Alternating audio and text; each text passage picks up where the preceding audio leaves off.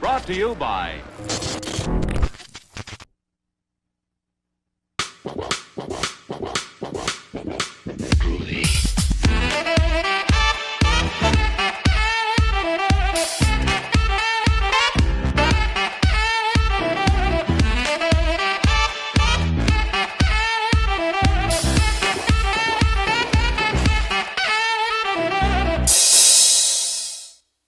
Hello friends, welcome back to ETF's Short Film Reviews. It's been a while since we've done this. With the holidays and other special events, short films sort of fell by the wayside for me, in favor of more traditional feature film reviews. But fear not, I'm not letting go of them just yet. Short films are an integral part of cinema, though most people disregard them.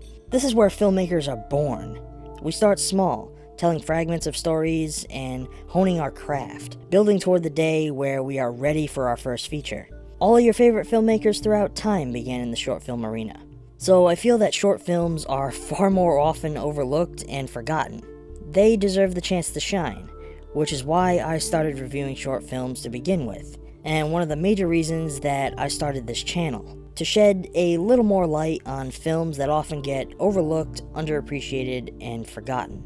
Now, in the past, some of my most viewed short film reviews came from Make Do Entertainment, who created a pair of stories revolving around a silent, sinister, spirit of Halloween archetype character called the Jester. So, what better place to pick things back up than with the third installment?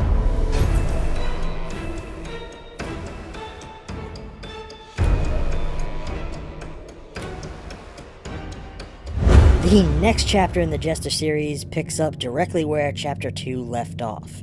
Having traumatized his last two victims, our titular clown prince of Halloween stumbles across a young girl who has no one to go trick-or-treating with this year, so he offers to take her. Reluctantly accepting, she is taken on a night of mischievous candy collection. This is another gorgeously shot installment to Make Do's makeshift franchise, matching the style, color palette, and tone of its predecessors perfectly. They chose to incorporate more elements of the holiday, playing off of things that we often see, such as candy dishes left unattended with signs that warn children to only take one, or people whose porch lights are left extinguished because they choose not to participate in the festivities. And for me, these elements are what the Jester character is all about.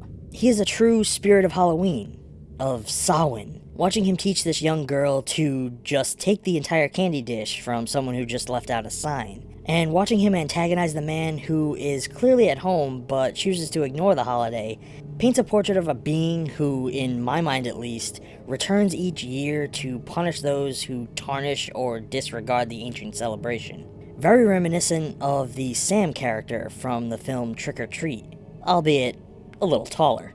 The climax of the film switches things up, seeing our Jester's actions scare off the little girl and leave him wandering the remainder of the night alone. That is, until they decide to do something with this finale that brings the entire series full circle. My jaw hit the fucking floor when I saw this. I feel like it was the greatest way to end this film that they possibly could have, leaving me with only one major question. Is this it?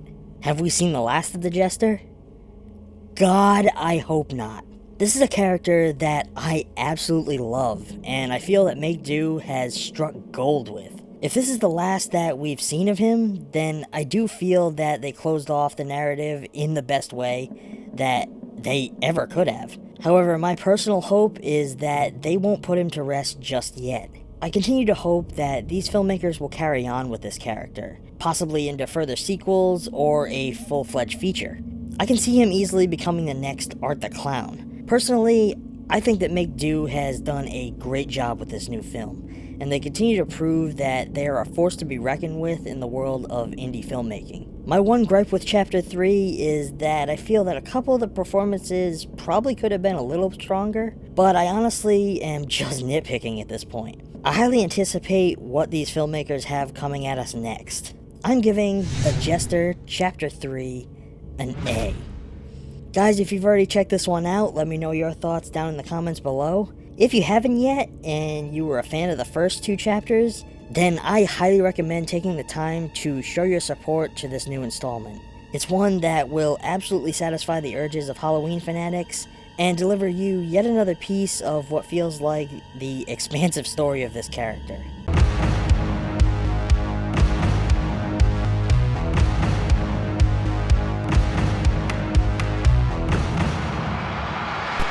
If you enjoyed today's video, please feel free to let me know. It's just a quick scroll down there to that comment section below. If you're enjoying the channel more than words can describe, shoot me a thumbs up and feel free to subscribe.